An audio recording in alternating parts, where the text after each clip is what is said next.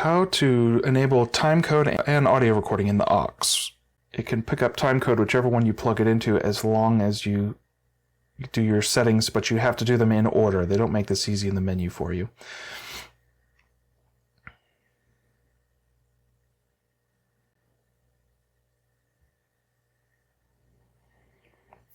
Oh, so this is where I broke it. This is the frustrating thing to me.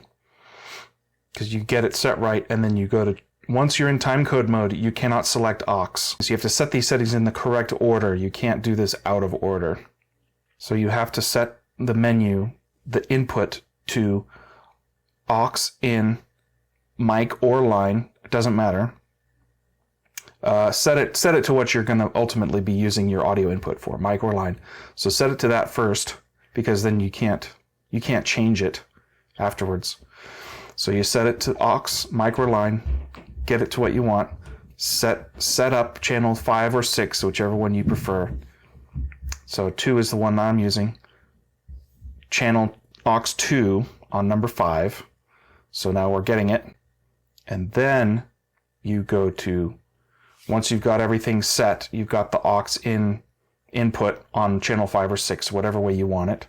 Because yeah, we're not in timecode mode, so we can't go switch to the aux input. So you got to go to aux in and then hit timecode. Mode will turn off aux to all tracks. Proceed. You say yes. It doesn't actually do that. So you still have input on channel 5.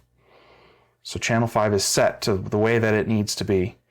And timecode is coming in on number 6. You have to actually go change it into the correct timecode mode. So aux in 1, and boom.